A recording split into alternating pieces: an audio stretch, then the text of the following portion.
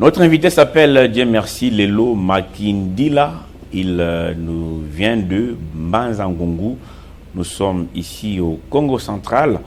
Lui, il est président de l'Assemblée provinciale citoyenne. Il ne faut pas confondre avec le poste occupé par mon vieux, l'adepte de mon autre vieux qui est déjà parti, mon Ansemi. Celui-là est resté, même si à un moment ça chauffait entre les deux.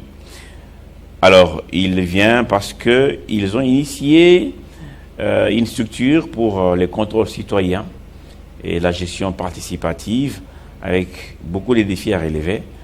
Bonjour et bienvenue. Bonjour, bonjour Crispin, bonjour à tous les copropriétaires de la République démocratique du Congo, bonjour à tous les co-ayants droit foncier de la province du Congo central et salutations particulières à tous les contrôleurs citoyens de l'action publique. Alors, contrôler citoyens, c'est une mission qui vous vous êtes donnée vous-même comme jeune, parce que là, je vois, vous vous appelez même évangéliste de la prise de conscience auprès des jeuns ou auprès des politiques. Auprès de tout le monde. J'ai réussi cette mission de nos pères de l'indépendance, en commençant par Ndona Kimpavita, en passant par Mfumu Kimbangu et les autres, Kassavubu, Lumumba, qui m'ont dit d'aller faire de tous les Congolais des citoyens conscients et consciencieux. C'était une inspiration? Oui, c'était une inspiration. C'est comme cela que je me fais appeler évangéliste de la prise de conscience. Alors, la prise de conscience, quel est le constat d'abord que vous faites sur le plan national? Parce que cette mission, je pense qu'elle ne concerne pas que le Congo central. Lumumba, c'était nationaliste. Ouais. Il parlait, jamais même il évoquait son village dans ses interventions. Il parlait nation. Même chose avec Simon Kimbangu, qui était un grand homme. On peut même dire un prophète, un grand prophète de ces pays, même si dans nos écoles, il n'est pas assez étudié. Nous passons notre temps à parler des autres que parler des nôtres. Ceux qui ont fait à ce que le Congo soit toujours entier tel qu'il est, malgré l'envie des autres, de ceux qui viennent et ceux qui nous mènent la guerre. Est-ce que, quel constat faites-vous qui vous a amené à prendre cette charge de réveiller les consciences des uns et des autres, au moins sur le plan national? Comment se comportent les Congolais aujourd'hui? Un Congolais lambda, comment il se comporte? Un Congolais lambda aujourd'hui se comporte comme un ignorant total de son rôle et de sa place dans ces pays, dans cette nation. C'est comme un Dieu qui ignore qu'il est Dieu et qui commence à demander, à quémander à ses créatures. Aujourd'hui, nous avons une classe politique qui se tape la plus grande partie de la richesse de ces pays. On s'est fait appeler copropriétaire de la République démocratique du Congo, mais en réalité, ce qui doit nous revenir comme dividende, nous ne les recevons pas, mais nous croisons les bras. Non seulement nous croisons les bras, mais nous chantons aussi pour ces politiciens-là qui nous maintiennent, qui ne nous aident pas à évoluer, qui ne nous aident pas à obtenir ce que nous devons en fait obtenir. Et cette passivité, cette naïveté, cette ignorance de sa place en tant que Congolais, en tant que créateur. Aujourd'hui, un député, en fait, c'est un missionnaire, c'est quelqu'un qu'on a envoyé en mission. Et qui a envoyé ce député-là en mission? C'est moi, le père, parce que c'est moi le patron. Mais le patron qui manque de tout. Il n'y a pas de route, il n'y a pas d'électricité, et pourtant nous avons le fleuve qui a les débits les plus constants au monde, mais nous manquons d'électricité, nous avons des richesses, mais nous ne bénéficions pas de ces richesses-là. Et nous sommes nous-mêmes aussi complices de cette souffrance, parce qu'on n'arrive pas à sortir de cette ignorance et réclamer ce qui nous est de droit. Donc c'est le constat, c'est cette passivité, l'ignorance de tout Congolais, qu'il était les créateurs de tous les politiciens. Et c'est l'inverse maintenant, on commence à chanter Oumela, Nzamba Ponio, Osalelaye, oubliant que le 20 décembre, nous étions allés aux urnes pour choisir ces députés, présidents de la République et autres. C'est en tout cas vous qui avez choisi tous ces élus à tous les niveaux. La jeunesse, particulièrement parce qu'aujourd'hui, Au Congo, nous sommes à 60%. Les jeunes, en tout cas, ils sont très nombreux. Ce qui devait être une force, aujourd'hui est devenu une faiblesse. Vous prenez un pays comme la Chine, la grande richesse de la Chine, c'est son capital humain. Et nous, c'est capital humain essentiellement jeunes.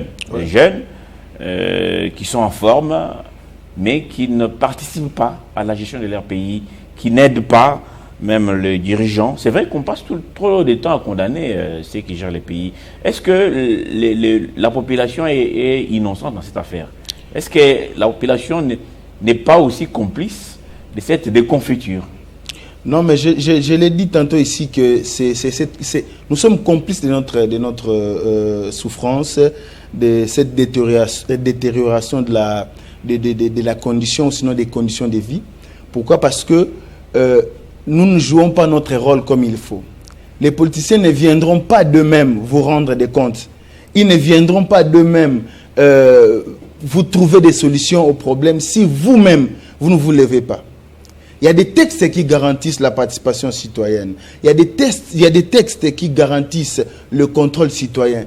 Mais la jeunesse, les Congolais ne lisent pas. Ou sinon, ils lisent, mais ils n'aiment pas appliquer ce qu'ils lisent. La participation citoyenne, c'est très important dans la mesure où, aujourd'hui, ni le développement, ni la décentralisation ne peut réussir aujourd'hui si l'on ne fait pas participer la population à la recherche des solutions aux problèmes qui sont vécus par cette population-là. Et les politiciens ne vont pas le faire de leur propre gré. Nous devons forcer la note. Nous devons nous réveiller. C'est comme un patron dans une entreprise qui constate que ses travailleurs commencent à faire des magouilles à gauche et à droite et qui se lève un bon matin pour dire ça suffit, on arrête, on doit rentrer sur la voie. Vous avez les devoirs, vous, gestionnaires, vous, mandataires, de me rendre compte, moi, en tant que créateur, moi, en tant que peuple souverain. La souveraineté, elle est garantie dans la Constitution, dans son article 5.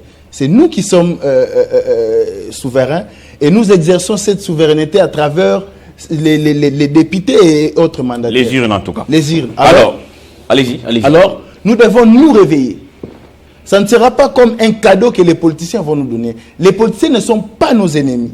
Nous ne devons pas rester dans cette phobie ou sinon dans cette habitude-là de chaque fois critiquer. Mais allons-y participer. Forçons la note. Ça ne sera pas facile. Ils ne vont pas accepter. Mais nous devons leur montrer que c'est nous qui sommes souverains. En tout cas, vous êtes allé sur une initiative que je trouve louable. Vous avez créé l'Assemblée provinciale citoyenne. Il y aura quelques photos. Vous vous réunissez même. J'ai vu, vous avez porté les couleurs nationales. Vous vous appelez Assemblée provinciale citoyenne. Qu'est-ce que cela veut dire? Je vois même le président, rapporteur, questeur. D'abord, qui vous a élu? Est-ce que vous êtes élu ou ce sont des gens autoproclamés? Qui sont membres de cette structure? D'où viennent-ils? Et comment sont-ils arrivés là? D'abord, on ne peut jamais élire un citoyen. Un citoyen reste un citoyen durant toute sa vie. Et nous sommes, comme vous l'avez bien signifié, nous sommes à l'Assemblée provinciale citoyenne du Congo central. On aurait dû être rassemblement provincial des citoyens ou sinon regroupement de provincial des citoyens. C'est une initiative qui nous est venue à travers un grand réseau des Congolais dénommé Pona Congo. Et nous nous sommes dit qu'on a passé trop de temps dans les critiques, on a passé trop de temps dans les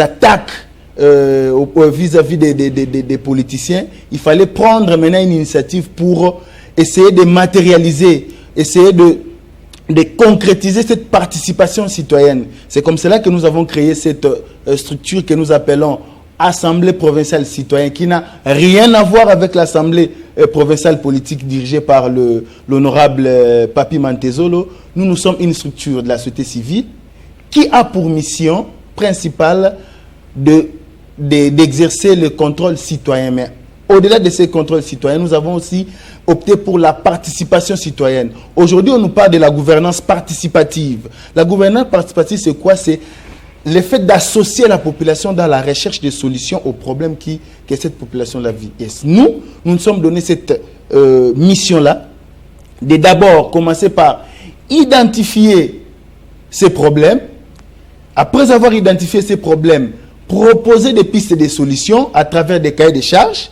Et lorsque nous avons ces cahiers de charges-là, nous irons vers les décideurs, ceux qui doivent en principe mettre nos propositions sur, en acte ou en action. Lorsqu'ils seront en train de mettre ça en action, nous serons là pour les accompagner. Est-ce qu'il y a un cadre de collaboration? Quand vous dites vous êtes une assemblée provinciale citoyenne, c'est pour un contrôle citoyen, pour une gestion participative. Oui. Nous connaissons la gourmandise des politiciens, surtout lorsqu'ils veulent monter leur montage financier ou autre pour bouffer de l'argent. Et comment vous serez invité à la table pour donner vos idées? Est-ce qu'il y a un cadre de collaboration? Comment vous faites? Est-ce que vous êtes d'abord reconnu par le gouvernement provincial ou l'Assemblée provinciale, de là où tout part, tous les projets partent de là et tout? Est-ce que vous êtes associé? Je crois qu'ils ne vont pas nous associer. C'est nous qui devons aller vers eux. Vous forcez la main? Nous ne forçons pas la main, c'est un droit. C'est un droit. Lorsque vous allez dans la Constitution, dans l'article 37, je pense, où l'on garantit la liberté d'association, la Constitution dit que les services publics doivent collaborer avec les associations qui contribuent au développement. Et nous, étant une structure, une association qui contribue au développement, les gouvernements provinciaux, l'Assemblée provinciale ont l'obligation de collaborer avec nous. Ils ont l'obligation de collaborer avec nous. Parce que c'est notre droit en tant que citoyens. Nous ne sommes pas une association de jeunes seulement, mais nous sommes une association qui regroupe... je vois même la maman oui, sur sa chaise... oui, c'est une personne à mobilité sa chaise roulante, oui. Une initiative en tout cas à saluer. Déjà, comment vous fonctionnez? Est-ce que vous avez un appui quelque part pour... je vois vous restez dans des salles, ça demande de l'argent. Les jeunes, pour la plupart, n'ont pas d'emploi. Ouais. Vous vous retrouvez pour étudier les problèmes qui guettent votre province, c'est pas mal. Mais comment vous fonctionnez d'abord? Est-ce que l'argent, c'est vous qui cotisez? Est-ce qu'il y a des bienfaiteurs qui vous viennent en aide? Est-ce que ce sont des structures étatiques, non étatiques qui vous aident? Déjà, chaque député citoyen provient d'une association. Ce sont les délégués des différentes associations du Congo central. Et lorsqu'ils viennent comme ça, leurs associations le prennent en charge, en fait. Ils payent les transports pour eux, ils payent les logements pour eux, et ils payent une petite contribution pour la location de salles. Et ce sont des personnes de bonne volonté qui, au lieu de nous demander beaucoup d'argent pour la location d'une salle, ils demandent juste des montants minimes pour nous permettre de nous réunir. Et nous avons des chaînes de la province qui ont accepté de nous accompagner dans cette vision-là. Nous n'avons pas voulu attendre des millions, nous n'avons pas voulu attendre des partenaires qui allaient venir je ne sais d'où pour mettre en place cette initiative-là. C'est d'abord le volontariat, c'est la détermination de chaque membre de cette assemblée de voir le changement venir.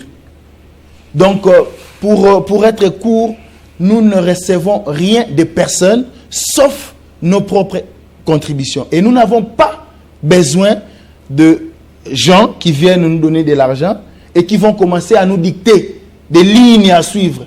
Nous sommes libres en tant que citoyens et nous allons travailler comme ça jusqu'à ce que nous allons atteindre les objectifs que nous nous sommes assignés. Sur cette photo, je peux lire là, action des citoyens pour la transparence des élections de 2023. Donc, vous existez bien avant les élections de 2023. C'est déjà depuis combien de temps? Et depuis là, quelle action avez-vous menée? Ou déjà, quels sont les défis majeurs que vous-même vous avez relevés quand vous vous réunissez? Quels sont les défis du Congo central? Et quelle action déjà menée depuis votre existence? Oui, j'aimerais commencer par le débit. Action des citoyens pour la transparence des élections de 2023. Quand vous regardez, vous allez dire, mais 2023 est déjà passé. Dis non. La responsabilité du citoyen commence les jours des élections. C'est là que la responsabilité commence. Pourquoi? C'est parce que ces jours-là que nous avons décidé de céder une partie de notre souveraineté à quelques personnes, à quelques individus pour que ces derniers puissent gérer ou conduire les destins du pays. C'est comme ça que les actions continuent et nous allons les amener jusqu'en 2028. Et les défis majeurs, c'est l'insécurité, c'est la vente ou sinon les ventes des terres, c'est l'emploi des jeunes, c'est le développement au niveau de la base, les routes des déserts agricoles. Nous avons aujourd'hui des territoires qui sont totalement enclavés. Comme celui de Luozi. Vous avez Luozi, vous avez Kimvula. Vous avez Kimvula. Depuis que depuis plus de 10 ans, je ne crois pas qu'il y ait eu 3 gouverneurs qui sont allés à Luozi, par exemple, qui sont allés à Kimvula, par exemple. Pourquoi? Parce qu'il n'y a pas de route. Pourquoi? Parce qu'il n'y a pas de route. Aujourd'hui, nous avons nos mamans, pour la majorité, qui vivent dans les milieux ruraux, qui produisent de biens, des produits agricoles, mais ces produits-là n'arrivent pas au lieu des négoces. Pourquoi? Parce qu'il n'y a pas de route. Tout ça sont des problèmes. Vous allez par exemple à Madimba. À Madimba, ou sinon je peux même parler de l'ancien district de la Lukaya, où il y a un problème des juges. Un grand district comme celui-là n'a que, je crois, 3 ou 4 juges pour toute cette population-là, 3 territoires. Tout ça, ce sont des problèmes.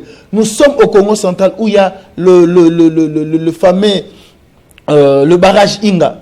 Mais nous avons un problème d'électricité au niveau de la province du Congo central. Donc, tout ça, c'est un paradoxe. Hein? Oui. Tout ça, ce sont des problèmes auxquels la population du Congo central est confrontée. Maintenant, il faudrait aller vers les autorités, leur expliquer quelles sont les pistes de solutions que nous préconisons. Alors, c'était ça ma question. Est-ce que depuis là, il y a eu élection, les nouveaux dirigeants qui étaient installés, Papi, Matinzolo est là, grâce Bilolo, gouverneur des provinces que je salue ce matin et qui nous suit certainement, est là. Est-ce que vous l'avez rencontré, grâce Bilolo, ou vous avez été voir le président de l'Assemblée provinciale? Si oui, pour parler de quoi et qu'est-ce qu'ils vous ont donné comme réponse? Bien, merci.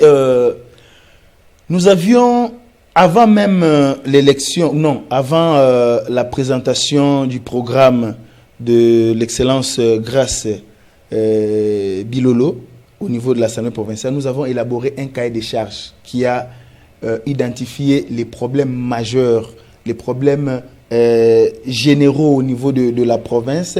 Et nous avions sollicité, rencontré le gouverneur avant qu'il ne présente son programme au niveau de l'Assemblée provinciale. Nous avons écrit au gouverneur.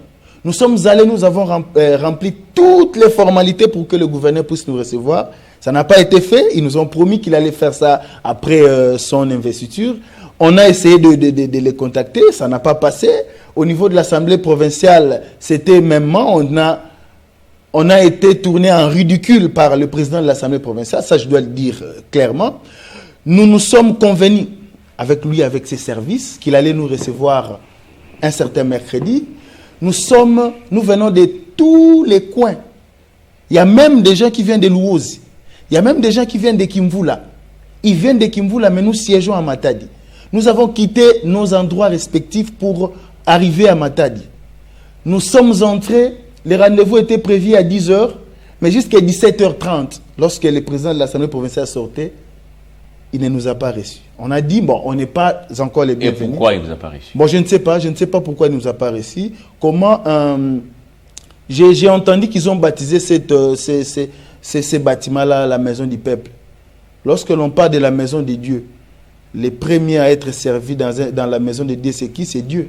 Lorsque on parle de la maison du peuple, les premiers qui doivent être servis dans la maison du peuple, c'est qui? C'est le peuple. Or, nous sommes cette frange, cet échantillon-là de la population du Congo central qui avait souhaité de rencontrer le président de l'Assemblée provinciale, mais il ne nous a pas. Mais nous n'avons pas baissé les bras. Nous continuons, nous sommes en train de travailler. Nous avons beaucoup d'initiatives avec notamment le directeur général de l'agence de développement en milieu rural.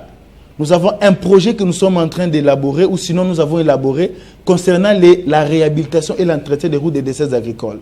Nous sommes aussi dans la participation, vraiment la participation citoyenne. Nous avons initié, nous avons écrit à beaucoup d'administrateurs du territoire de notre province pour X ou Y problèmes, notamment lorsqu'il y a eu hausse des prix du carburant, les motards du Congo central ont décidé de majorer, même de doubler les prix des courses de transport. Et nous avons, ayant constaté cela, nous avons écrit au ministre de l'Intérieur, nous avons écrit aux administrateurs du territoire et à d'autres responsables pour essayer un peu de revoir cette solution. Et l'administrateur du territoire de Mbanzangou avait répondu à notre appel. Il a organisé un cadre de concertation qui a mis en contribution une partie de la société civile et tous les services intervenant dans le secteur des transports. Nous avons également fait...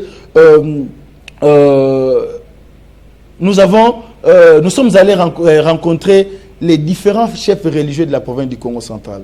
Parce qu'aujourd'hui, la religion est en train de faillir dans une mission qui est aussi sienne.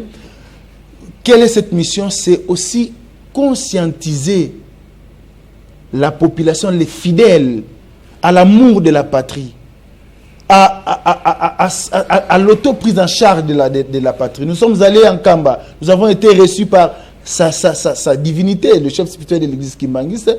Nous avons été reçus par le représentant légal, le représentant provincial de l'église du Congo, de l'église du Christ au Congo. Nous avons été reçus par l'imam responsable de la communauté islamique du Congo central. Pourquoi? C'est pour leur faire participer, qu'ils adhèrent à la vision et qu'eux, à leur tour, essayent aussi de dupliquer ce genre d'initiatives pour rendre la population le plus consciente possible. Alors, vous déjà qui êtes organisé, vous dites que les décideurs ne vous ont pas reçus.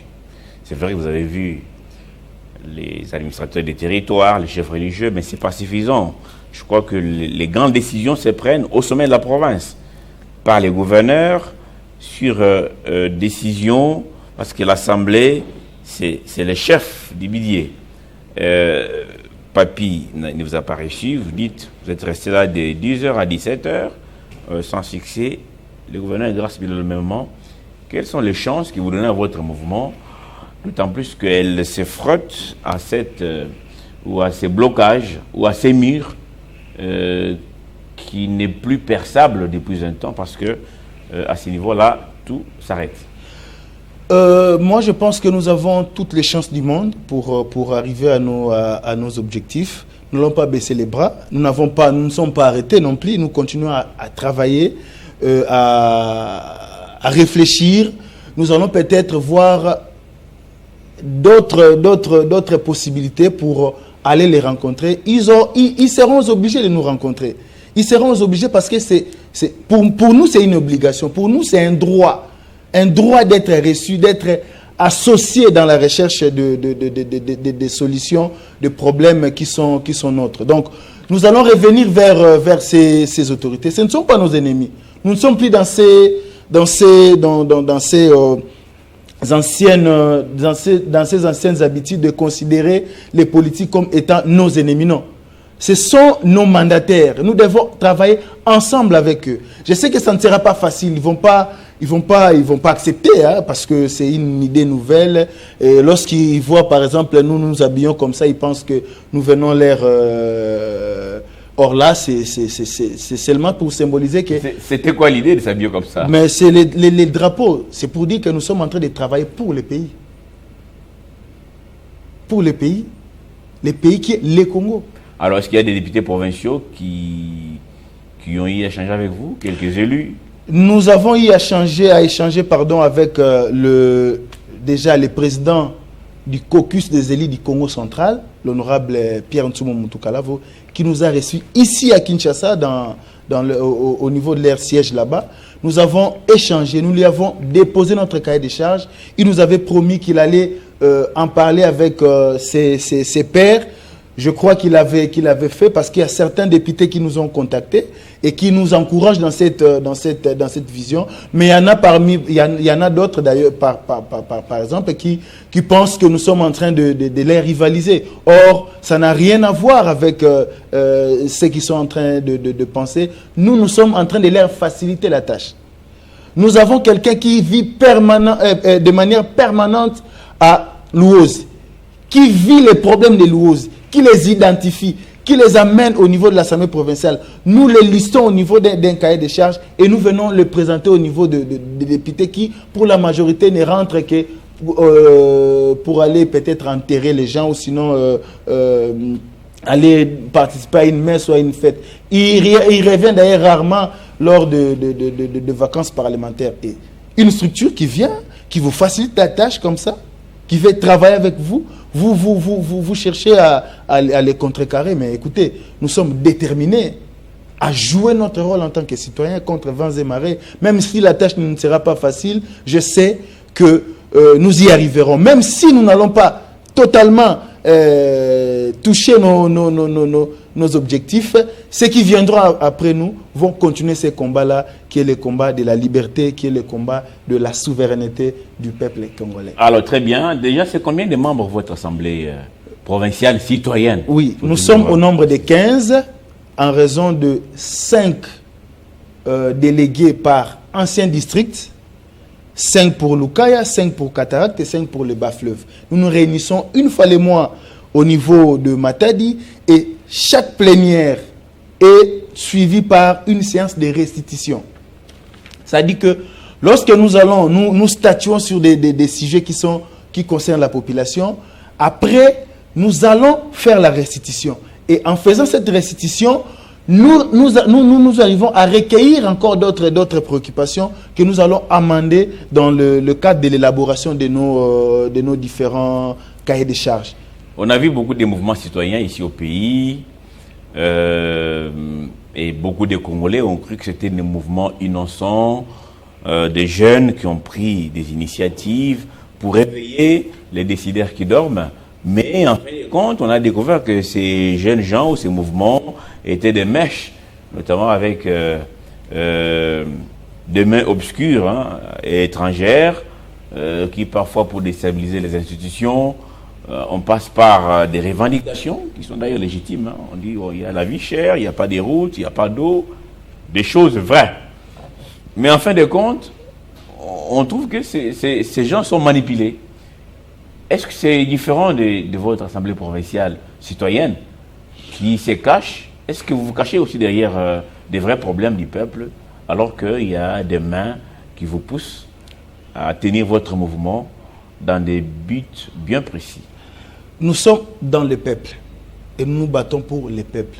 Étant donné que nous sommes dans cette population, nous sommes dans ces peuples-là, moi je ne vois pas quel est cet organisme qui viendra nous soudoyer pour combattre notre propre pays, nos propres copropriétaires, nos propres concitoyens.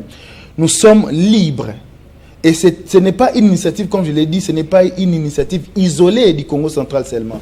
C'est une initiative qui est effective dans 16 provinces aujourd'hui. Nous sommes dans la ville-province de Kinshasa, nous sommes dans les Maïndombe, nous sommes à Nituri, nous sommes à la Mongala, nous sommes vraiment dans 16 provinces.